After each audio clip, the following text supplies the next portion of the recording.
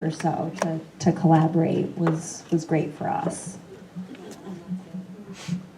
I think I have to I'd be remiss to not mention Jen in all of this, honestly. Like, you would never know that we're separated by miles between our school because she works, like, she never stops to make sure that we are in constant communication with the teachers at Central and Eastern, that when somebody comes up with something good, she is instantly communicating that out. So the connections we've been able to create across the middle schools, that collaboration is huge, because I think that within my curriculum team at Western, we have great ideas, but there's just things that we miss sometimes. And through us all working together, that's why this is coming together so beautifully. It's because there's a lot of really fantastic minds coming together, and we're all being brought together in the middle school level, Jen, so thank you. Mr. Kelly. I just want to compliment you guys. It's my first night on the job, as you know. I came into this incredibly enthusiastic, and watching the enthusiasm you guys just displayed sets me to a higher level of enthusiasm. But thank you very much for what you just presented to us. Ms. Stafford.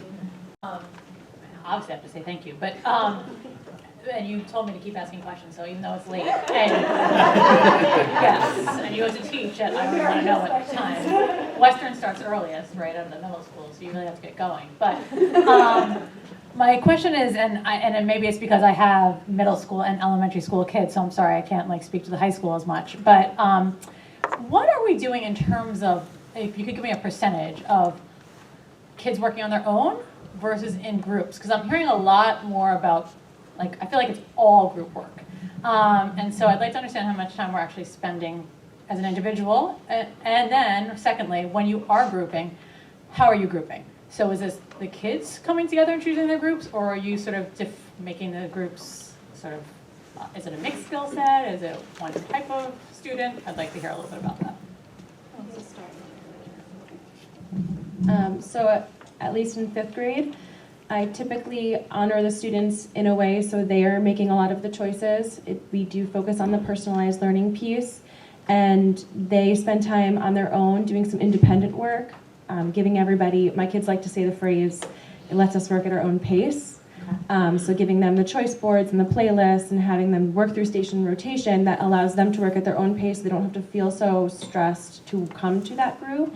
But then, based on their choices and based on their research, then they come together to form their group. So they're really sharing their own thinking, and that way you can hold each student accountable, but then there is still is that component of collaboration, and then it kind of stays in that collaboration piece. So I would say at the elementary school level, we do a little bit of both. So you'd say like 50-50 almost? I would probably say 40, 30, 70, or 40, 60. Okay, and then sorry, middle school? Yeah, the middle school I would say is a little bit different. In the beginning, that's probably the biggest differentiation you see between the advanced and the on-level classes.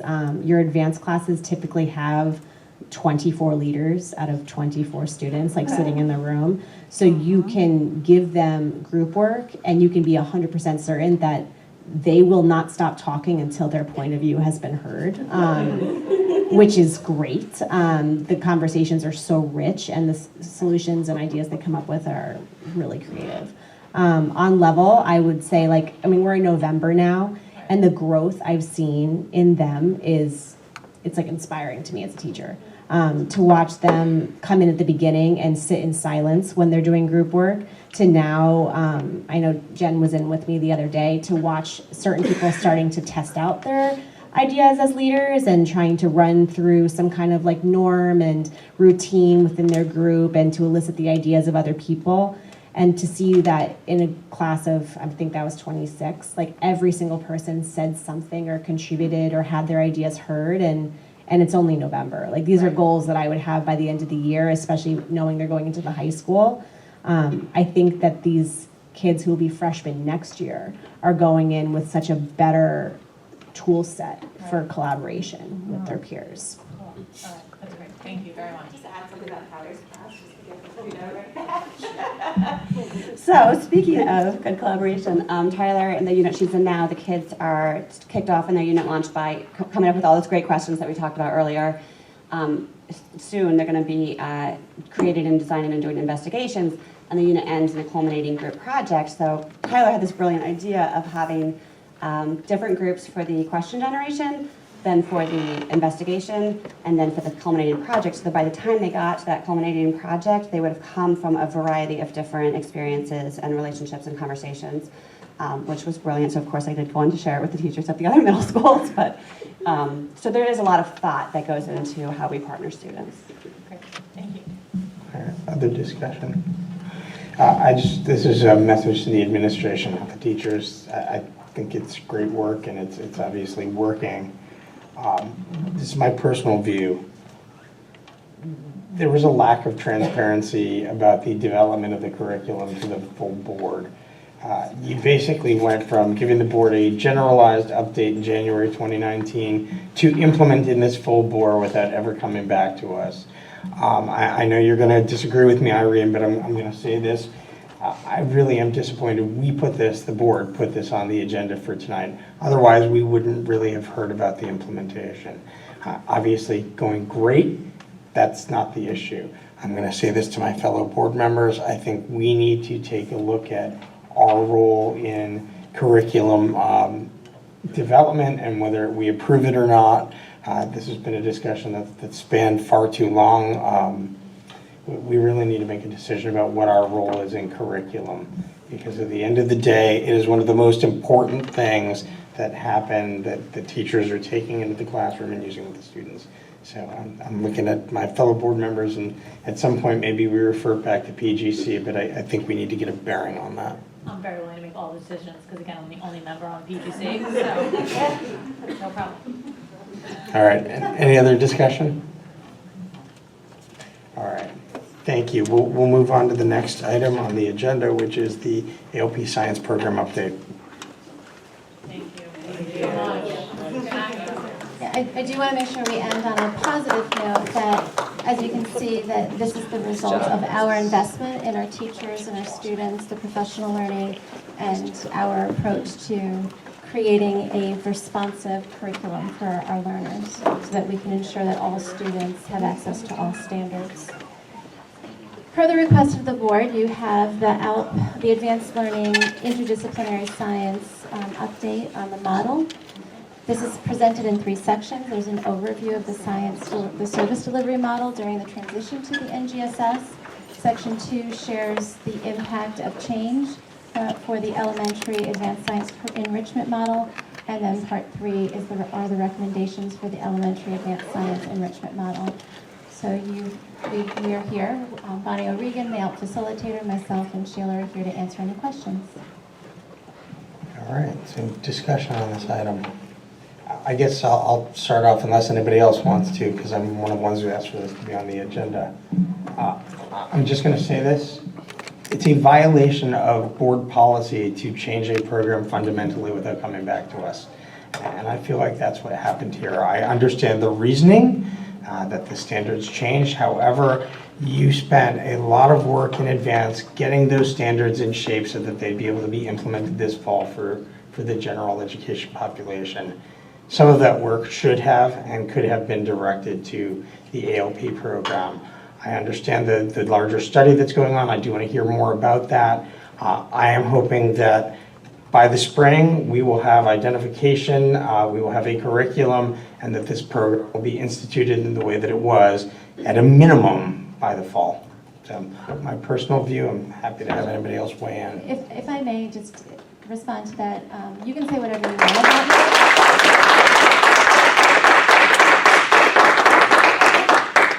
You can say whatever you want about me, but you can't call me that I'm not compliant. And we did refer to the procedure, and we use that as our guidance. And we worked with 3 superintendents at the time to support the transition to NGSS. And through the superintendent, the decision was made per the policy to implement in this manner. And I have an obligation to all of the students and all of the teachers in this district to assure that they have access. And we understood that there's a significant cognitive demand of these standards. And I was not confident that if we were to splinter the implementation of these standards in this curriculum, that all students were going to be able to perform at such a level. You ask us to make sure that those students have what they need to perform. We're held accountable to those assessments, those statewide assessments and those standards. And I wanted to keep to that promise that we were giving all students what they needed to be able to perform at their level. We did the research. There is no parallel curriculum at this time for advanced level work. We're realizing it now through implementation what could be, but the demand of these standards provide opportunities for students to have acceleration or opportunities to go deeper. But again, there was nothing out there that could support a parallel curriculum to the NGSS. And again, going into the first year of implementation with the NGSS assessment, where the scores count, I wanted to make sure we were putting our absolute best foot forward for all of the students and the teachers. Mr. Scher. Irene, I need more information. I understand, I mean, I don't understand it at the level of detail that I ought to, but I gather you made some decisions about how to implement the transition in curriculum, okay? What I'm not real clear on is, and maybe this goes back to a conversation about the ALP program, all right, is, and maybe we need to revisit and make much more clear what the ALP program is. So I gather what you're saying is that you established a fully integrated, both horizontally and vertically, of vertical integration and a horizontal integration, a curriculum for science, probably not K-12, but probably 1-12, right? K-12? K-12? Okay, fine. So you did that, right? And you, and I'm hoping you'll jump in and correct me if I don't say something that is accurate. You decided you had to roll that out, right, to all 13 grades, right? Yes. So you came up with a single standard, it's a single curriculum based upon the standards. You're not at the stage yet where you have elaborated that within a grade level, different levels, right? That presumably would be work to be done in the future, right? That's a maturity thing, right? I'm trying to follow you. If I have a unit of study, right? Let me pick the high school. If I have a unit of study, if I have something in a standard I'm trying to teach in the 9th grade, I'm teaching it at A, B, and honors level, right? And I'm doing it differently. If I'm teaching 5th grade English, I'm teaching that at 2 levels in the elementary school because I'm teaching it ALP and non-ALP, right? So my point is that it seems to me that in order to be able to do that, you have to put in the baseline curriculum, but then you have to elaborate it. Because if you don't elaborate it, then you don't have multi-levels within a grade, correct? Correct. Okay, so I guess what you're saying is that in the implementation decision that was made to implement NGSS top to bottom, a trade-off decision was made, right? Not to, at the point of first implementation, to have that elaboration done. You're going to do that, I presume, sometime in the future? Yes? That's what we're learning now, yes. Okay, We're so, looking- yeah, go ahead.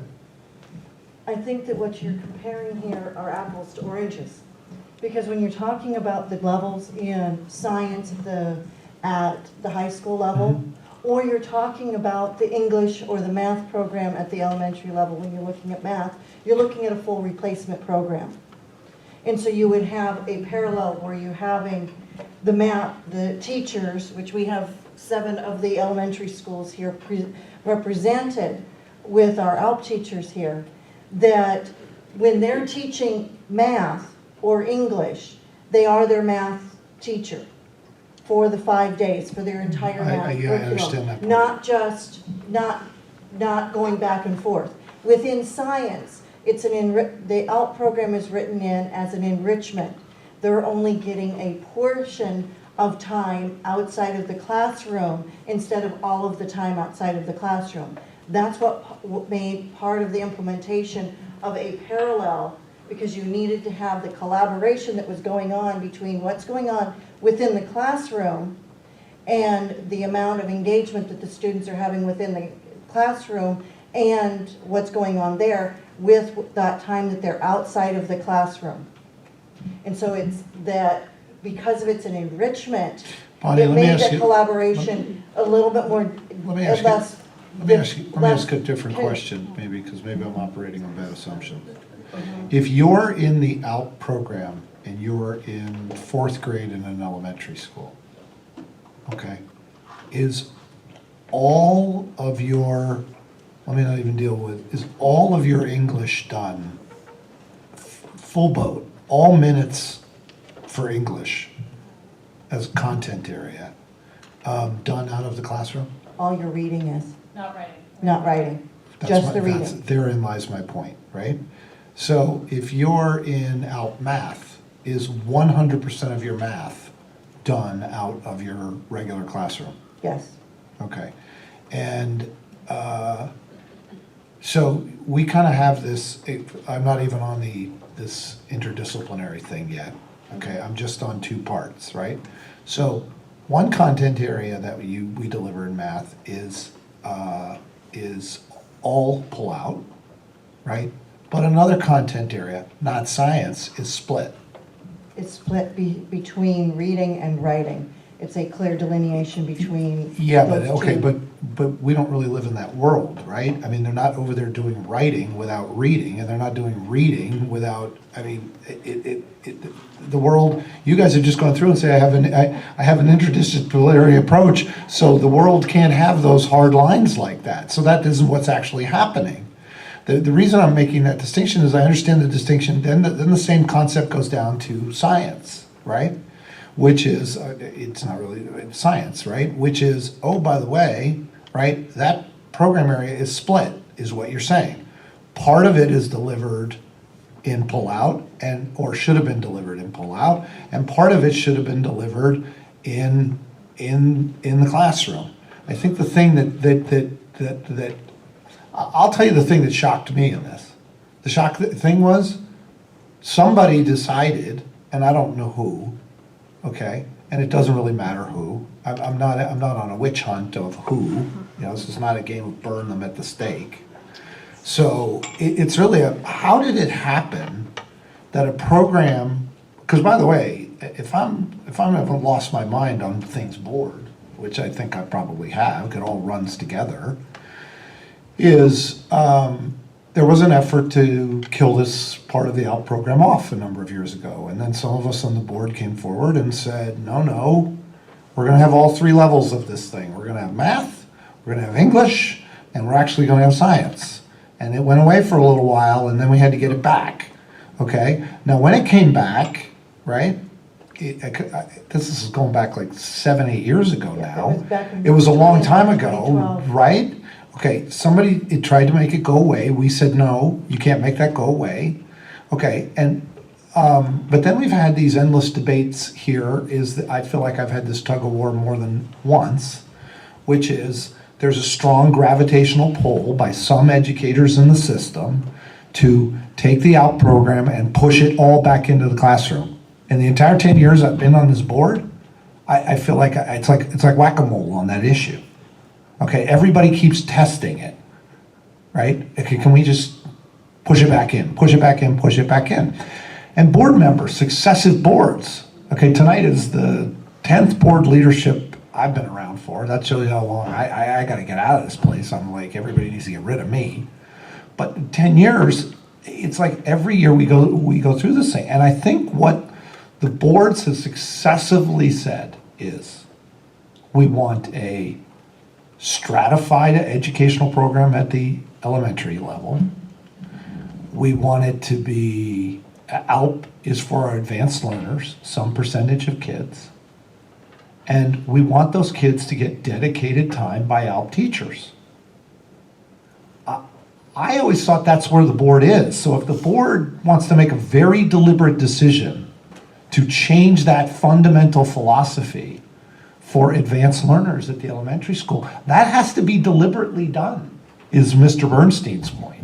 I think it's Mr. Bernstein's point. It has to be deliberately done by the board.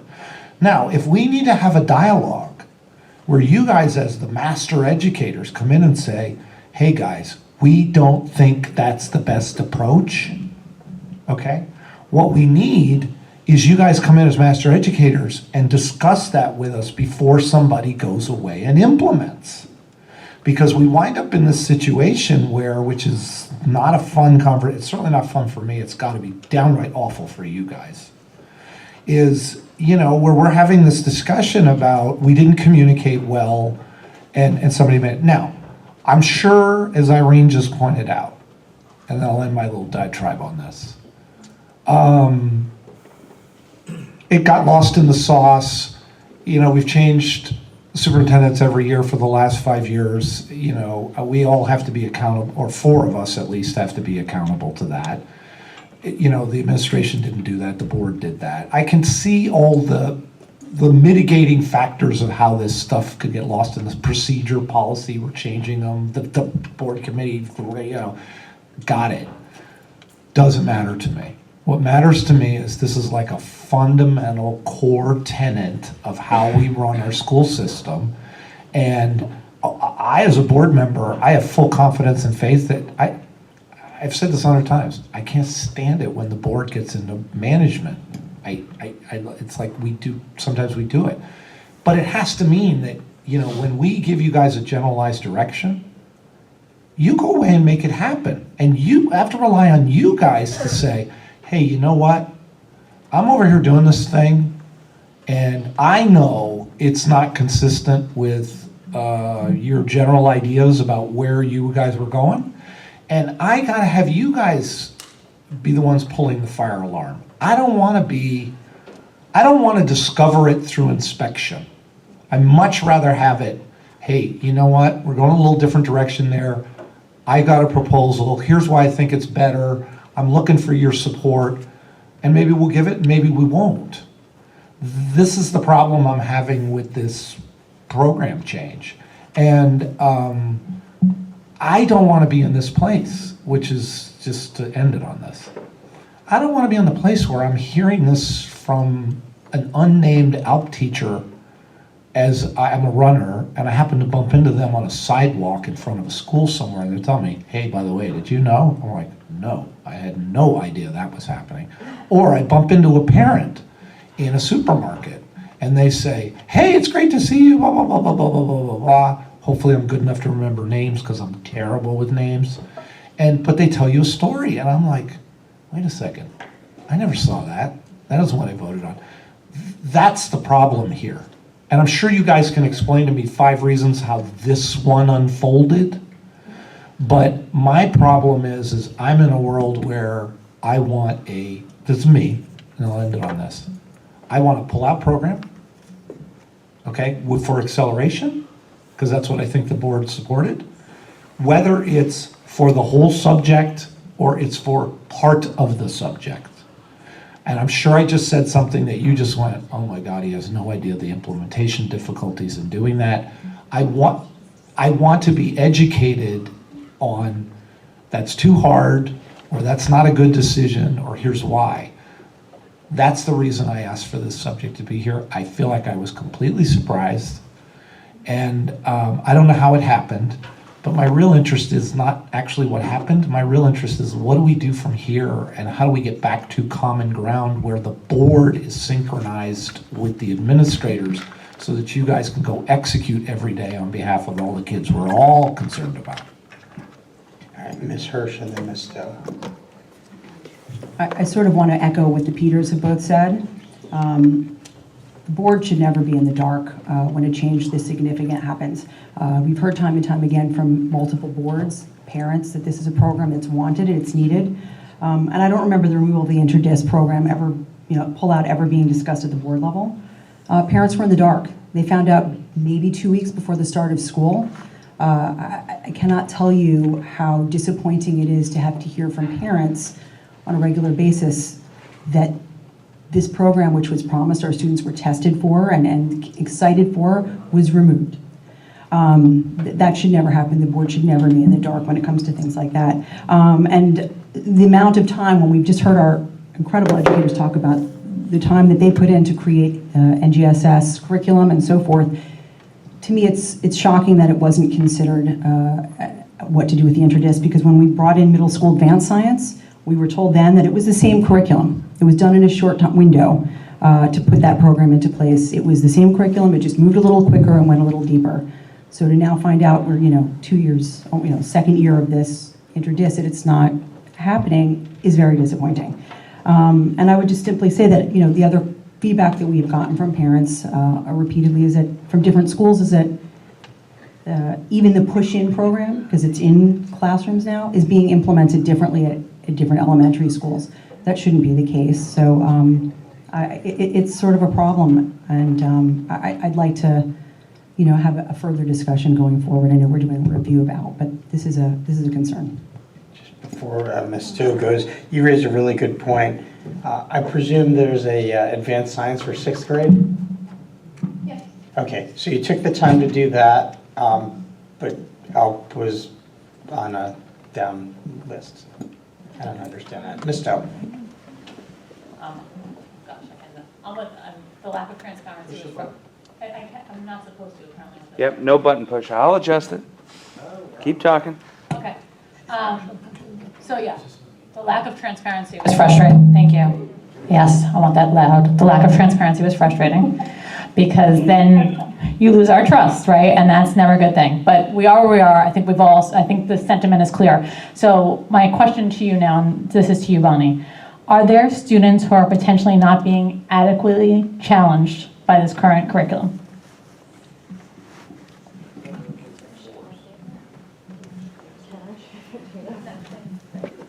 No.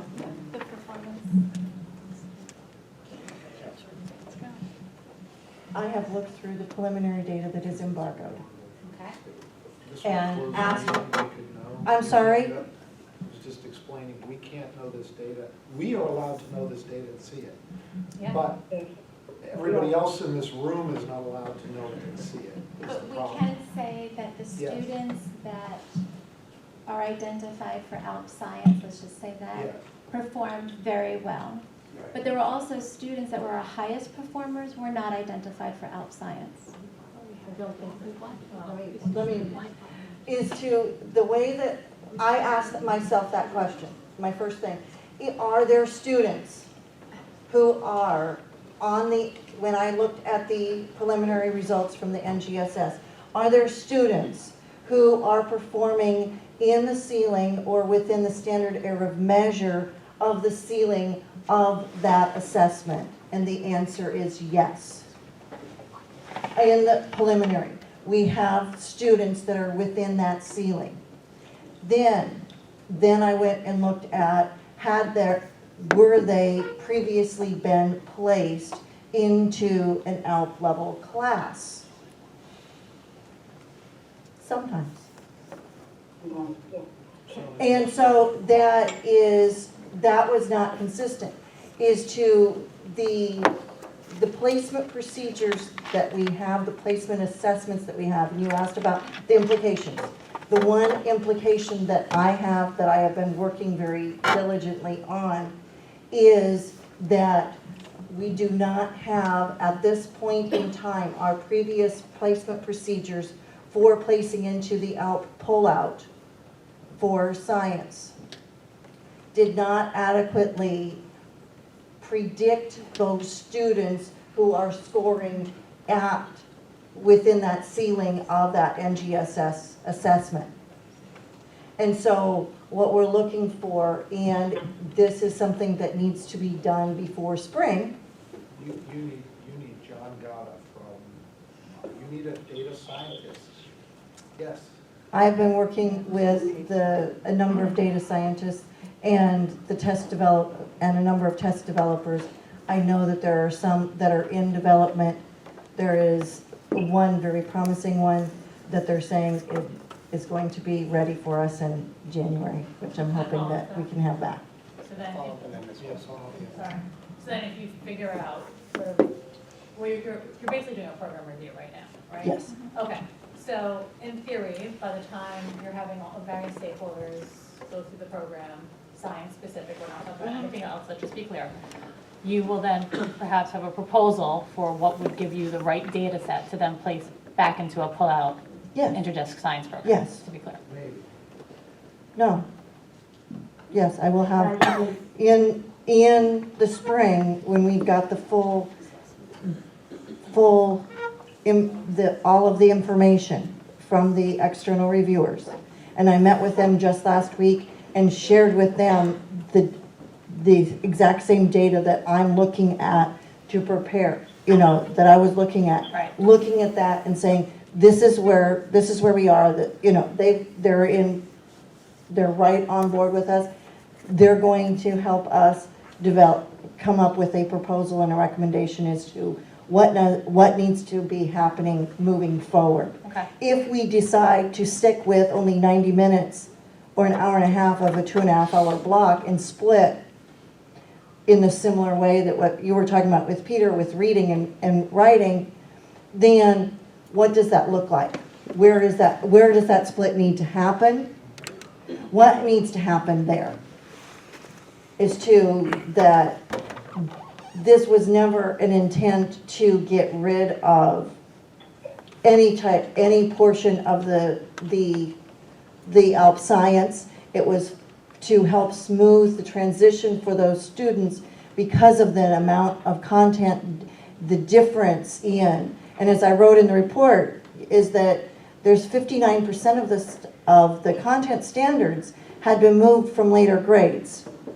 So to younger grades. Right. We needed to be able to guarantee that the kids were getting that information. And I must hand it to every one of the ALP teachers who are working during their prep time, their lunch time, before and after school, out of contract, in order to do what's best for the students. This is not an optimal situation. There is a great lack of time built into their schedules for the collaboration to make this work as seamlessly as possible. They are split in that 90 minutes that they have. They're split between 3 classrooms or 4.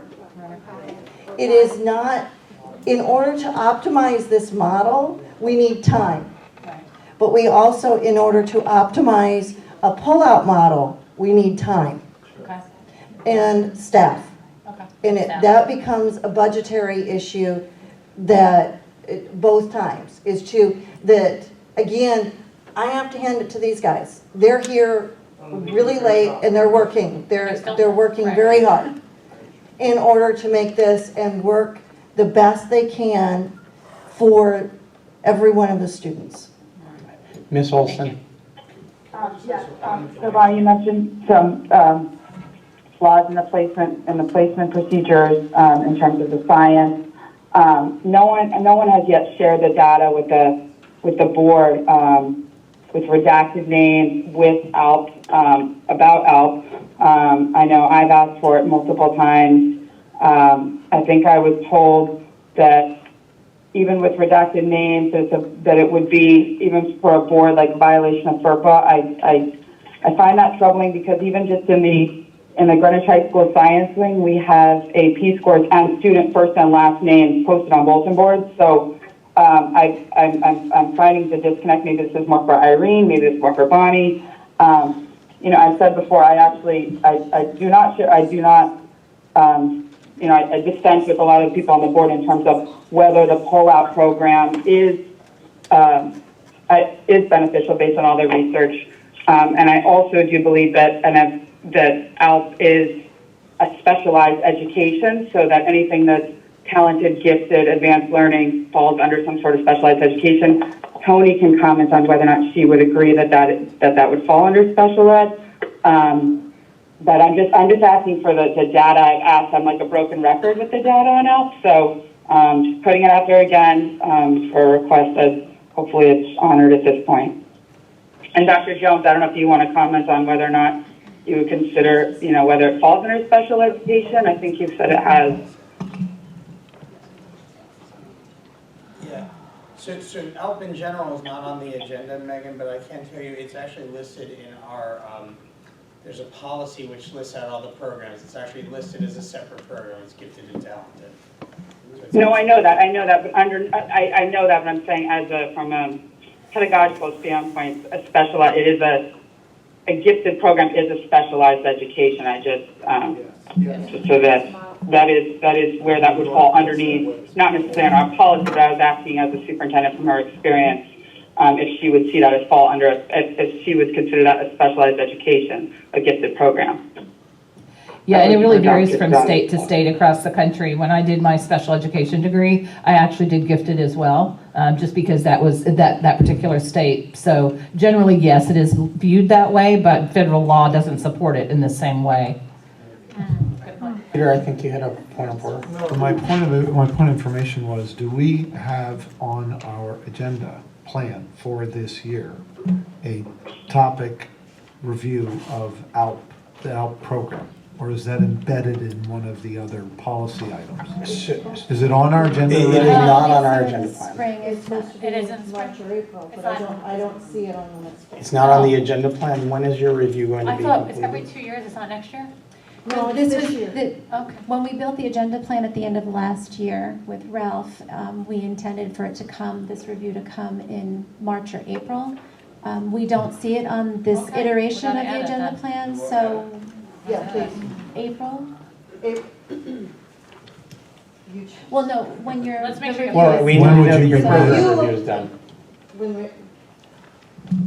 I will talk with them within the next 2 weeks and get a complete ETA. When I talked with them last week, they thought that March would be doable.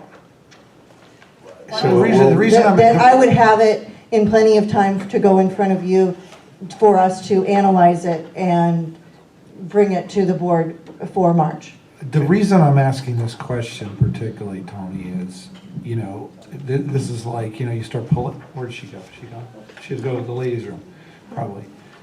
You pull We've on the only been here string, 3.5 you pull on the string on one topic, and before you know it, it's like pulling on the string. I think this topic of ALP science and NGS implementation has now led us to the other piece, which is ALP in general. And this is for the board to consider, do we want to do a dive on ALP and come back and? Well, we are, or- right? Yes, we have an external No, I was review asking a happening right different now. question. I was saying, what is it dedicated? Is it the right policy? Is it the right structure? What have you? As you noticed tonight, if it's like buried in a programs report, right?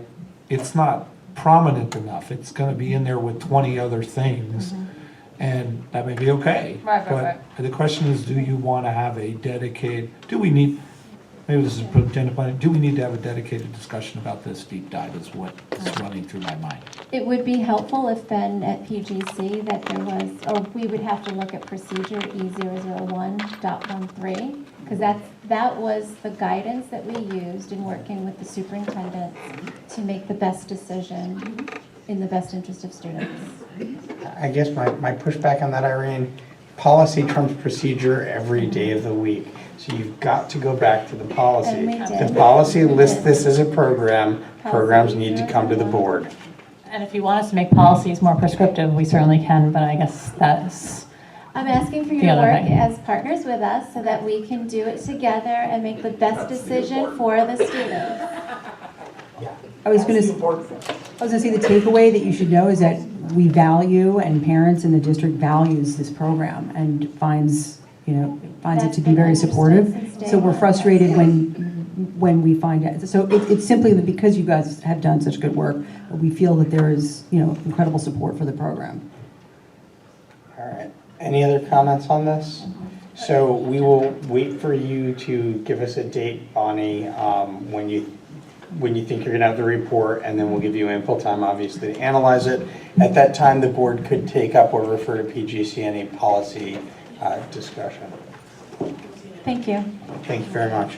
All right, the next item on our agenda is the first read policies. Ms. Stowe. Okay, give me a second, I'm sorry. All right. First reads, okay. Well, again, you can hear me, right? I forgot. No one's listening. So Karen Hirsch, you sent me some comments. Thank you so much. And, you know, this is the first read, so everyone's welcome to continue to send me comments over the next, let's make it week, please. And Karen, would you like me to go through yours so everyone can hear them? To the board. That's fine. You want to do that instead? That's been the practice, Is is there if there's anything you other want to comments. raise that's big, high level, or no? Let me raise one. That's high level, just so you can all think about it and make sure you get back to me on it. 2100. And that we actually changed this at PGC today. But we had in there that the superintendent will be responsible for developing a district staffing plan and shall review it with the board annually. And at first, we had it prior to beginning budget planning. And that is sort of impossible, as we spoke about with Tony today, because that is budget planning in and of itself is, of course, going through staffing, because that represents, 90% of our budget. So we had the comment to just change it to make it, to reflect that. So it'll now read, the superintendent will be responsible for developing a district staffing plan and shall review it with the board annually as part of the budget planning for the subsequent year. So that is a major, well, not a major change, but. The one I was going to go over was Yes, please do. 2131. Yes, please do. Under 2131, Superintendent of Schools, specific responsibilities, curriculum, and program. It particularly comes to light in discussion with this evening. Looking back at policy 9012, which has already been approved by the board, it states that the Board of Ed's responsibilities include considering, revising, and adopting any changes in the curriculum. So we had recommended or suggested that a line such as that the superintendent would suggest revisions prior to adopting changes. I don't remember the exact wording that but it should be, all of our policies should point in the same direction. That's If correct. we have one that's already been approved. Yep, that's right. But I'll send these around, and if you guys want to have any more comments for the next meeting, just try to do it next week if you wouldn't mind. Thank And the you. only other one Oh, was sorry. for 2210, the administrative leeway in absence of board policy. It was just discussing a change in timing as to not necessarily the next board meeting in case there's a regular meeting, I should say, because sometimes those are a month apart. That's Making sure that the board is aware of any changes without finding out accidentally. Thank you. That's perfect. I'm sorry, what was the one in 2131 you were calling out? That is the one that Karen just went through. It was under curriculum and program. It says currently the superintendent will implement and evaluate planned, ongoing, and systematic a program of instruction consistent with state mandates and local requirements. The superintendent will ensure the consideration of the latest research and developments in the field of learning, theory, and curriculum development. The superintendent will assist the board in setting curriculum and program priorities. However, if you look back at policy 9012, which has already been approved, I don't remember the exact date, it states that the board's responsibilities include considering, revising, and adopting any changes in the curriculum. So I had... Which is our requirement. Exactly. So this, I was suggesting that this policy needs to reflect that as well. So that suggesting wording such as the superintendent will present any suggested revisions to curriculum to the board prior to adopting those changes. I think it's a good add. All right, and if there's any other changes, additions, questions about these, until we complete our committee structure, please refer them to Kathleen. All right, we will move on. The next item is I cannot believe this, 2021 Board of Education meeting calendar. Dr. Jones. On the front page, you can see all the different notes and comments that went into creating the calendar. When you look at the actual dates, you will notice that there is not a professional development additional meeting in the middle, trying to smooth that out a little bit during the middle of budget. And the board retreat PD is listed like that so that we have the option to use those meetings for either professional development or a retreat. So let's take questions if anybody has questions. And I just want to note in response to something someone raised earlier, we are at 2 full budget meetings. We do take up the budget at a 3rd meeting. There is public comment at the 2nd budget meeting and at the meeting where we actually take up the budget. So it's not as if we don't actually have a provision. In addition, as always, people are free to email the board at any time. So just point that out for new members.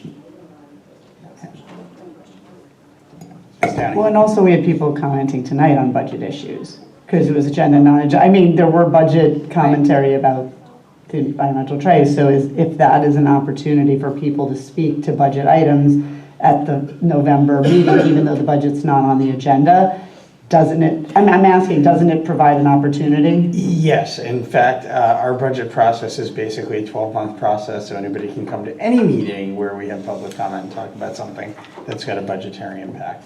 So, good point. Well, I was going to say, I think the concern is simply that if there's revisions to the budget, that people have enough time to see how that would impact and have an opportunity to speak to it. I think that's the only...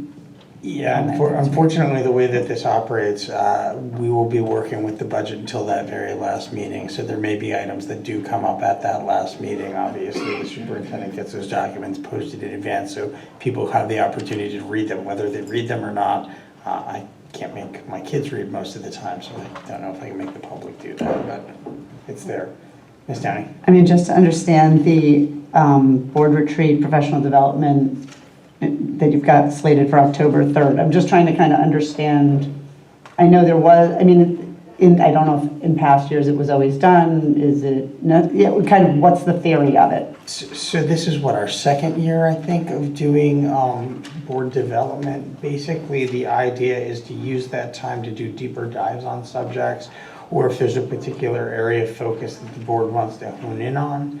It allows for an opportunity for us to do that without a loaded agenda. Every once in a while, we've had to add something like an urgent request for money to fix boilers in the high school. But we try to keep those meetings focused on 1 or 2 topics. Those topics remain to be seen. In fact, when we get through agenda planning tonight, I'm going to ask all of the board members to look at the agenda, because there is some PD coming up that basically doesn't have set topics yet. As I mentioned before, we can use some of that for orientation. But if there are items that people want to focus on, that gives us the opportunity to do it. It's a little flex in the calendar. And this comes from, we used to have work sessions.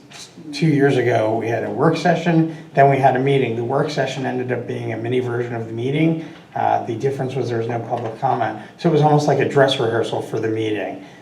It really was not an effective way to use our time. So we've moved away from that.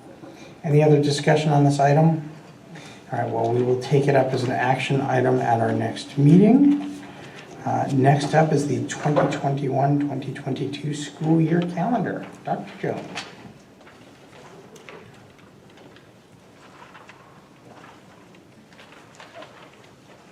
Had to jog my memory, thank you. This calendar is just making an adjustment so that our staff, teachers would go 1 day extra at the end of the year so that we can be completely closed for the election next year. And this is for a couple of reasons. When we do have professional development, we've worked really hard with the election board, with the police department to kind of spread out around the district, because we were having challenges with parking, as you can imagine. But on the election next year, we obviously would expect that it's going to be a really big turnout. And also for safety reasons for staff, we could have some safety issues just with such a large and could be contentious election. We would rather be out totally. And our teachers can be home with your children as well. Are we doing the action one or which year? I think that's... the discussion. This is actually the discussion one. This is 2021-2022. Any questions, comments? Again, we'll take that. Oh, Ms. Tenney? Just 2 questions, just as looking at it. The students who were talking about midterms and the stress of midterms, and we've got a professional development day coming into January, making a long run. I'm just throwing it out there. Is it is that a good thing for the students at the high school, having those days off prior to midterms? Or is that's why I'm asking the question, is that maybe that's not the time to do one if it's a problem at the high school? And there's a professional development day in May, and is that a good use of time? Yeah, just because it feels kind of, we're at the tail end of the year. I don't know if you wanted to shift it earlier in the month, or it was those just kind of jumped out. What I can say is there's a lot of thought that goes into the calendar because there are so many different things to consider. And when you start getting into April and May, especially May, there's a lot of advanced placement testing, things of that nature that take place. And teachers do not want to be in professional development. They want to be with their kids. So that we've had to look kind of that pre-K-12 schedule. And this, it was already approved and vetted last year. So I would be hesitant to make too many changes. The only thing we're recommending is the election day, just to have teachers out that day. Any other discussion on this? All right, we will take it up at our next meeting as an action item. So moving on to our action items, we've already taken up Cardinal Field, so the next item is the 2020-2021 calendar revision. Dr. Jones. By the way, Tony, Mr. Scherer. 2021, I'm sorry. We're on 21-22 or we're on 20? Right, I don't think 21-22 has been approved yet. It's the first read. First read. Right, so Now we're going to take up the action item, which is a change to the 2020-2021 calendar. Right. In the wrong order. I think This was the one with the election, correct? that's why I got confused. Yeah. I was like, Yeah, this, the one with the election. So can we get a motion to accept the change for 2020-2021?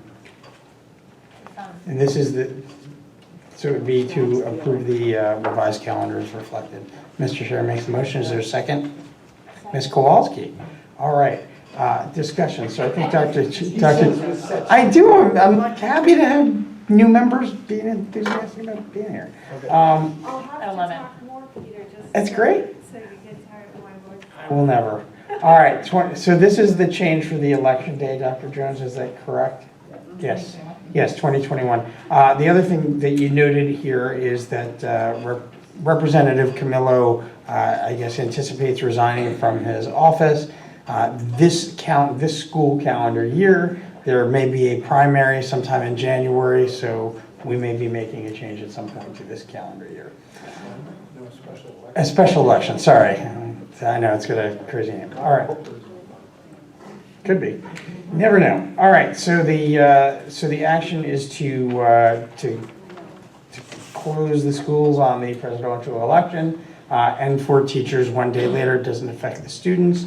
Any other discussion on this item? All right, all those in favor of the motion to amend the calendar? Megan? Aye. All right, that passes 8-0. Thank you very much. Next up is the policy items. So, Ms. Stowe, if you want to make a motion first. Sure. I move that we approve policy number 9311. I keep doing this. 9311 is the policy about moving policies. I'm sorry. that's what's on the cover sheet. Oh, do I have to put, can I just, sorry. The policies as noted on the cover sheet. Yeah, thank you. I make a motion to approve the policies as noted on the cover sheet. Thank you. I'll second that. Discussion, Ms. Stowe. Well, I have to pull one out. Let me, Okay, well, do you want to move to amend then? yeah, can I move to amend? Yes. And let's approve them, all of them, except for 3542, 3542.33, and 3542.34, and then I can go through those? You want to take those separately? Yeah, let's take them separately. Okay, so you're moving to Amend your motion? I'm going to amend my motion, sorry. Do you want to withdraw your original I'm motion? going to withdraw my original motion, and I am now going to move that we approve all of the policies with the exception of on the cover sheet, with the exceptions of 3542, 3542.33, and 3542.34, which we'll take up separately. which we will take up separately. All right, I'll second that motion. All right, so discussion. Okay. 30, can I talk about these now? Okay, 3542, just so Christina, all of these were presented at the last board meeting. And so all of these policies were pretty much generally accepted by everyone. And then these 3 policies were ones that people sort of said, can you have had some comments on? So now that's what I'm going to go through. So for policy 3542, we took most of the suggestions, I believe, of the Food Services Committee. And we added, for example, and you'll see a black line here, right? And number 2, to meet or exceed, right? To consider stewardship of the environment. So these are all changes that hopefully everyone seemed happy with. And then it's sort of the same consistent theme for 3542.33, where we should meet or exceed, right? And then the last change, though, is 3542.34, and we got a late addition there. So it's not reflected in what you have in front of you, but the Food Services Committee and Lauren Rabin actually sent me the language that they were looking for. We discussed it at policy today, and I'd like to read it to you. Now, so if you go to 3542.34, third paragraph, we have, it is the intent of the board that district schools take a proactive effort, that paragraph.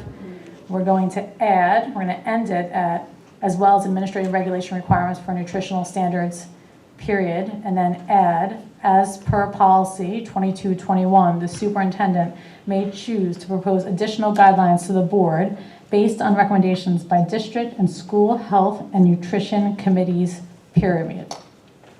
I'm sorry, can you read that again? You took it out, now you put it back? Yeah, well, we basically are adding, per, again, language this morning from the Food Services Committee. Took it out here. Yeah. And now they won't put it back. Yes, but we're basically saying that the superintendent may choose to take on recommendations of the committee. It's not. That's not a standing committee is the issue. That's not a committee of the board. So here's what I'd like to do, because I think that's something that probably demands further discussion. I would like to amend your motion to remove 3542.34. We can take that up separately. That's fine. Is there a second on that? Ms. Kowalski. Any discussion? Yep, you were first. Any discussion? All right, all those in favor of amending the motion to take up the new policies? Aye. Okay, so that's 8-0. So now the motion is amended, removes 3542 and puts it separate. 3542.34, yes. Correct. All right, so why don't you cover off any of the other motions that are in here if we need to, or we can take them? No, I think we're otherwise. Any discussion on motions that are before us for adoption? All right, hearing none, all those in favor of adopting the policies with the changes made? Aye. All right, so that's 8-0. Thank you very much. All right, so Mr. if you want to take up the 4 remainders. Sorry. Michael's good. He knows 4 of them were taken out. I thought it was 3. We just took out a 4th. No, we only took out 1. 34 was included in the. Okay, there we go. I think we might have messed up a little bit, but we're basically 3542.34 is out. Right. Let's be clear. Okay.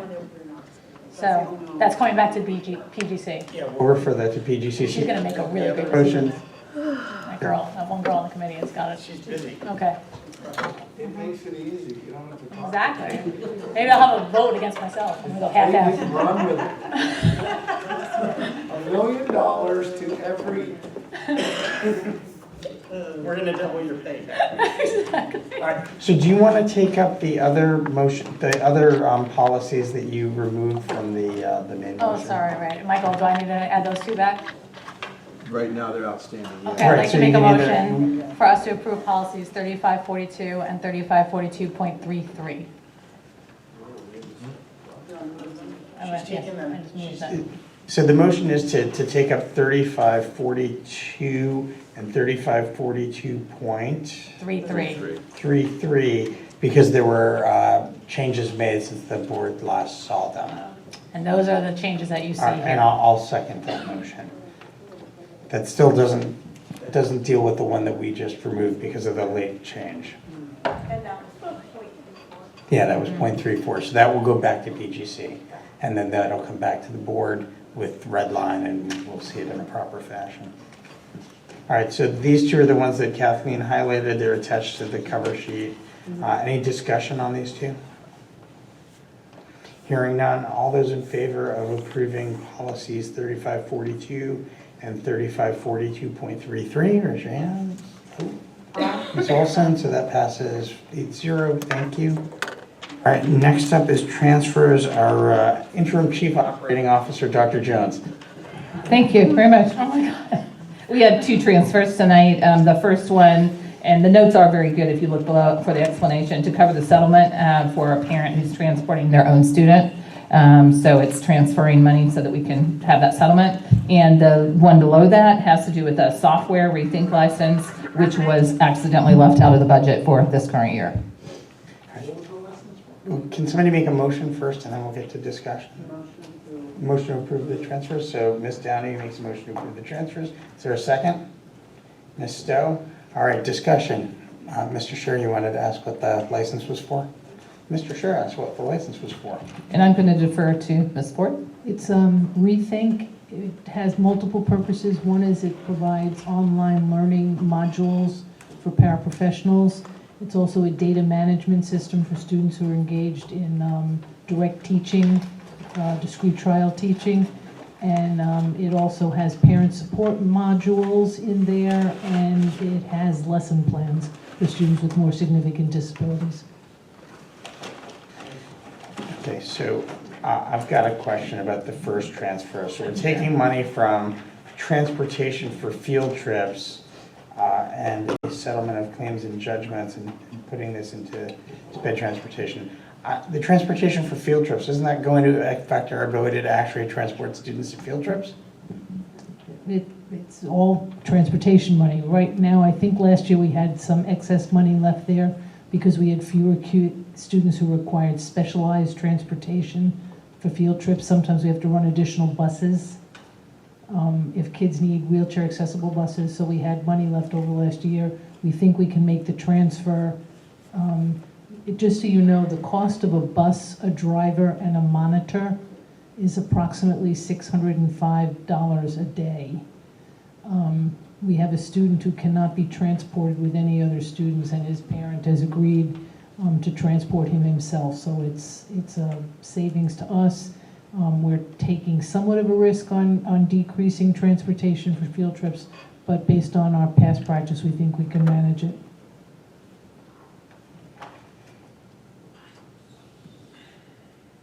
Mr. Scher, please. Just out of curiosity, why is it this student can't be transported with anybody else? He has significant challenging behaviors. He's in and out of district placement. He needs, in order to be safely transported, he can be the only student in the bus. Said another way, not for his safety, for the safety of other students. Well, both. If there were other kids on there and I don't want to get into the details of the student, but Yeah, I don't want you to get into the details of the student, I mean, anonymize it. I'm just more interested in understanding how we have it. Because $605 a day, and there's 180 school days.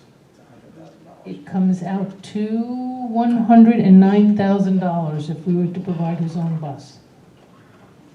Ms. Kowalski. So, I'm just gonna ask a stupid question. Why, how is this, why do we pay for this? He's in an out-of-district placement. Hence, we need a special education review.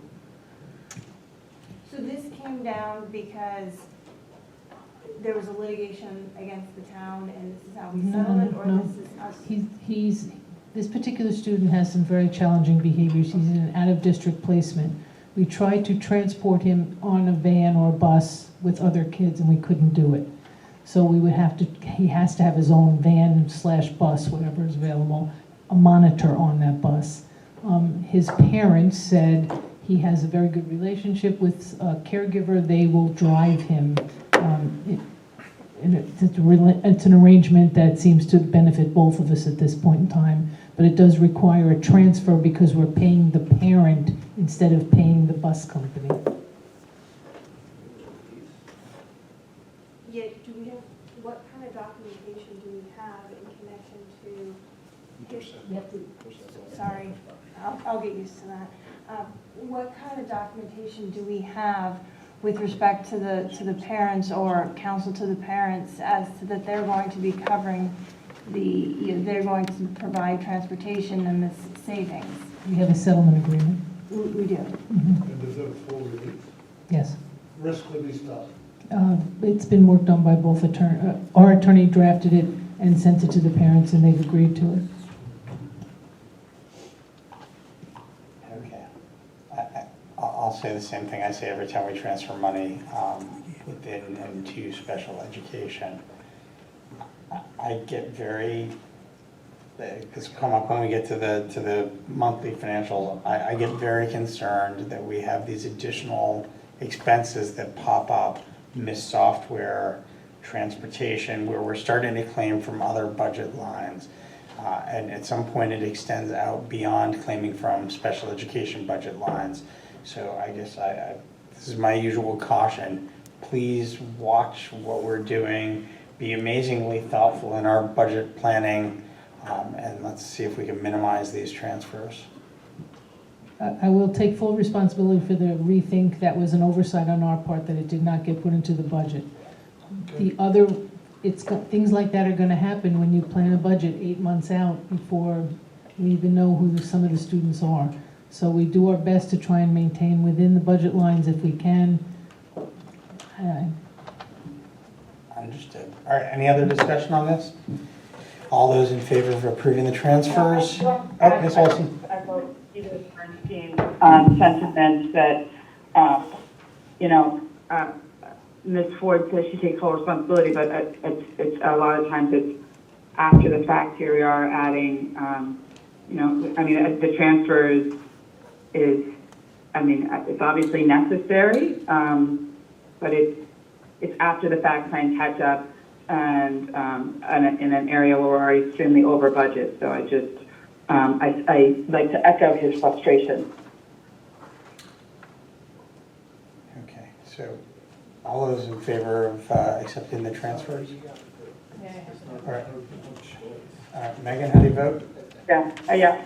Okay, so it passes 8-0, thank you. So next up is the monthly financial report. Dr. Jones.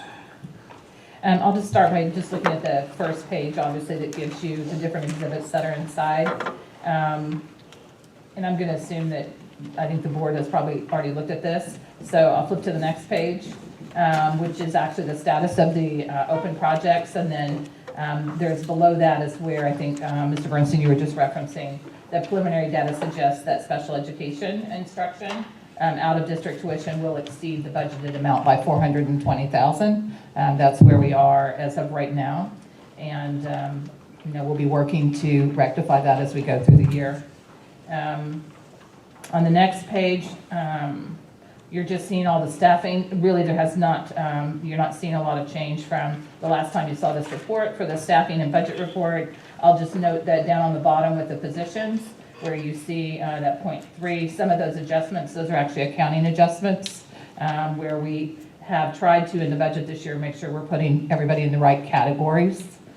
So those are primarily accounting adjustments. I'm going to keep moving here. Sorry. Okay.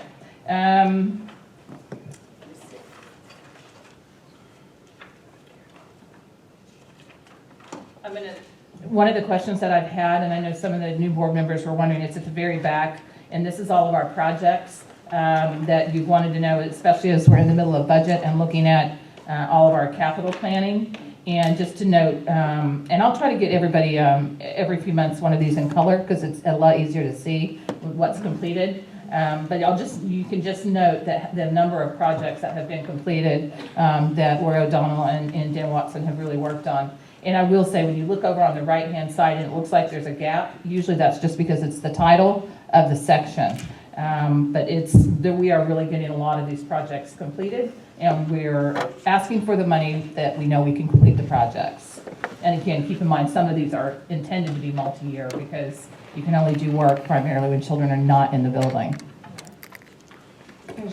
Tony, at what point do you take them when they're complete? Do they come off? Like, how long do they sit there in the complete stage before you remove them? Yeah, I think this was a newer report for us. In my mind, it would be at the end of this year. We would remove everything that's complete, and then our new projects that get approved would show up on here. But I'm not the real person in this job, so. All right, so can we get a motion to accept the financial report, and then we'll do discussion? Is there a motion to accept? Ms. Downey, is there a second? Sure, Mr. Kelly, there we go. We're going to get you on the record here. Okay, discussion. Okay, so I will be the broken record that says we added $400,000 last year to this budget for special ed out-of-district placement overages. So that means that we are now $820,000 over where we were the previous year. That is troubling to me, that this trend continues to go up, and it makes me question, and how are we not able to serve these students in our district? And it goes back to how are we delivering our programming, how are we supporting our students? I have for agenda planning special education update because I think it's time. So I'm just signaling that right now. But in terms of other things in the budget, by the way, capital, amazing closeout work. Please pass on to Dan and Laura, even though she's gone, that they've done a yeoman's task because what they inherited was not always easy to understand. They've instituted the governance from Bloom Shapiro as best it's already in place. But they really have closed out projects that have just lingered on for years. I give them a lot of credit. All right, any other discussion on the financial and staffing report? Peter. Tony, just so I can put this in context, and it's just where I come from, right? When I'm going to take as an article of faith that budgeting is done well, okay?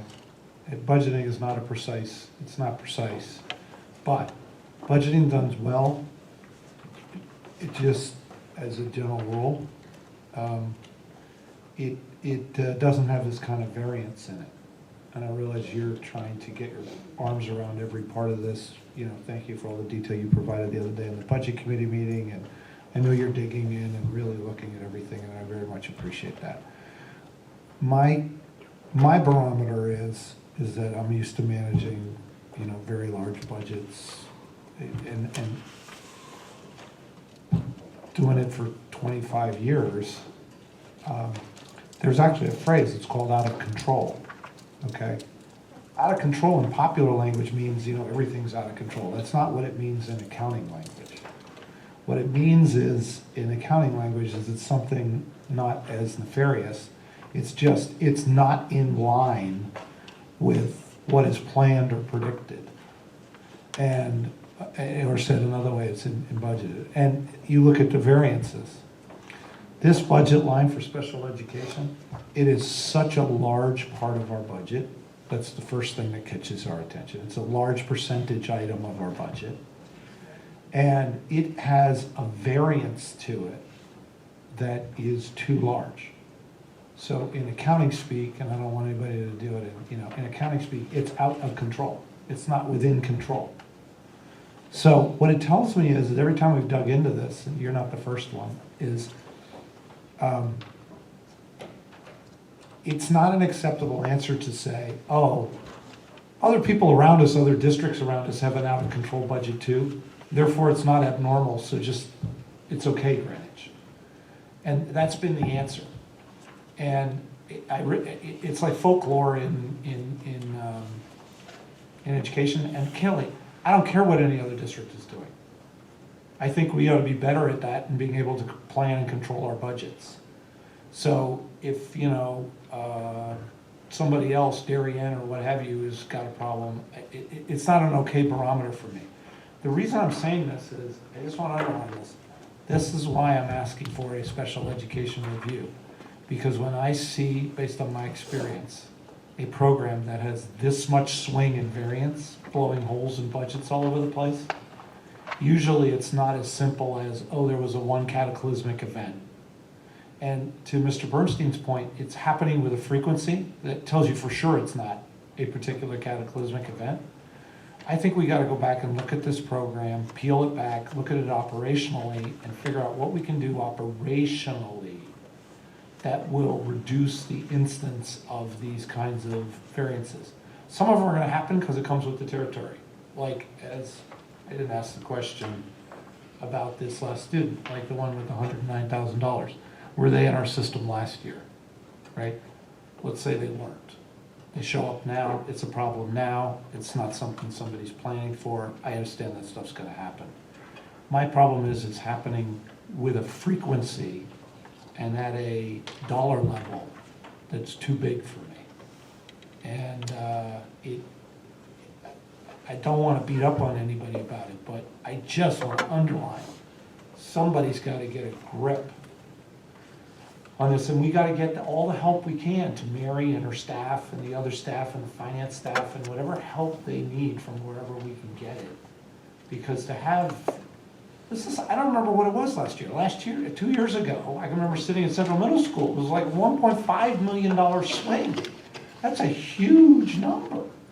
And, now this one, add this one in, and I'll end of rant, is I guess this is an 800K swing.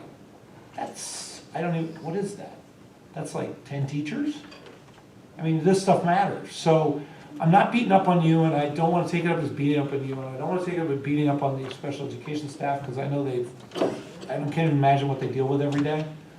But we have to all get in the boat together, lifting the hood up on this thing, and for me, it's urgent. It's urgent. Dr. Jones. I think special education, and I know you don't want to hear it, but this is the trend that is happening. It's happening around the country. And when we have 38 children, and 8 of them never attended our school system, and we have to pay for that outplacement. If those 8 children happen to be $112,000 per child, which is pretty much the average, you're already close to $1 million. So that's not very many children in a system between, over 9,000 children. So, and that is realistic and happens. Now, can we continue to look at programming and operations? Absolutely. Are there programs we could build? I think at our seminar task force this last week, they brought up, do we have an autism program? The parents shared that with us, and that's something I'm sure that this committee task force will continue to really look at. Are there some programs that we could add? Sure. But I think the variance that we're seeing, at least the 420 can be 4 children. And it's not a huge variance, even though it feels like it. And because we're dealing with children, we're not dealing with a product. You can't pre-plan for that. And that's the hard thing about schools being a people business, and especially in special education, because it's rolling all year long. You have new children who are qualifying, you have children who are moving into the system. Let me just say this. All I want to do is budget so that, and a good budget would say, because you can look at the trend, okay? If over the last 5 years, there were 10 kids who came to the system unpredicted, okay, then guess what you should do? You should budget for 10 kids. And then if at the end of the year, we don't need to spend that money, but to budget the other way, and I'm gonna ask the same question. I mean, Tony, I get this part. There are solutions to this. And if we wind up I'd rather be giving the money back than going, oh my God, what am I doing now? It means we're doing something not right in our budgeting. And I agree with you 100%. I'm still stymied by $5 million for 35 kids out of district, okay? And settlements, okay? Because 35 kids at $100,000 is 3.5. How did we wind up with $2 million of settlements? So, there's indicators, and I understand there's variance here. I'm just saying, I think in Greenwich, with the financial brains we've got in this town, we can figure out how to budget in a way that other districts would make rookie mistakes on their budgets, so we wouldn't have this. We have to have either more contingency funds or whatever, so that these big swings don't happen. And if we wind up giving it back at the end, or we wind up using it on something else, let's go have that conversation with the BET. Can you give us $2 million for special ed sequestered? So we don't have to ask for it, we don't have to transfer for it, and whatever. There are innovations we can do, and meanwhile, to your point, looking operationally at, there's some ways we can mitigate when a new kid comes in and they have a special challenge and it doesn't always wind up in and out of district and what have you. Those are all the great things to do. And I don't want to, I guess what I don't want to take this on beating up on you. Unfortunately, I have to talk to you as the super because that's the way our system works. I realize you're here and you're working super hard, and I'm glad you're here, and thank you very much for everything you do every day. It's just, we have got, with some urgency, to get a grip around this because it's the thing that really swings in our budget and really screws it up. And I think you're kind of hitting on something that is unique in Greenwich that I think bodes a bigger conversation, and that is excess cost. So excess cost in Connecticut is meant exactly for this reason, but we don't get it. And so technically, in the middle of the year, if the board wanted to, make that case, then the attorney would tell you we should be able to go and ask for that. And so in the middle of the year, we go and ask the town for our excess costs. We apply that to special education in the way that it's intended in the state of Connecticut. It would definitely help offset this, but we don't do that in Greenwich. Ms. Hirsch. Can I jump in? Oh, sorry, Karen first, and then we'll get you, Megan. Well, I was just going to say, I know that this has come up in discussion every time we look at the budget and see that there's a significant overage, and I understand that the budget happens early and you never know when a student will be coming into the district that might need outplacement. But I think what would really help in making sure is how we understand that these budget changes and increases happen in the middle of years, having the opportunity to see some of the settlements and why the students are being placed out of district. If there are things, for instance, for students with dyslexia, that we can have programs that we can build in, or like you were suggesting that the task force was discussing something about autism, it might help us have a better understanding of why these funds are happening and what we can do within our schools to help support students within our own schools. Megan. Sure. So I also agree that some costs are definitely out of our control. People move into the district and are outplaced already. That's a cost that we have to absorb. So some are out of our control, absolutely. But there also are costs, and I think Peter Scher mentioned before, a lawsuit that ended up costing, $1 million something. And I think it's just less expensive for us to comply with the law in the first place. So there is an issue because we hear over and over again of what I've been calling a special education crisis. And I think we do have a mismanagement of the program and violations of IDEA.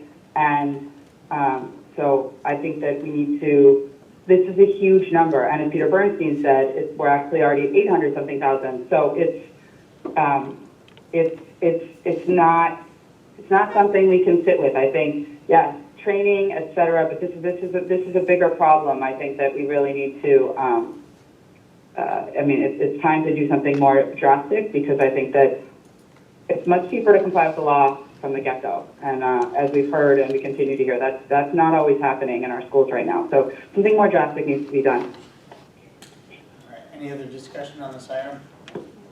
Yes.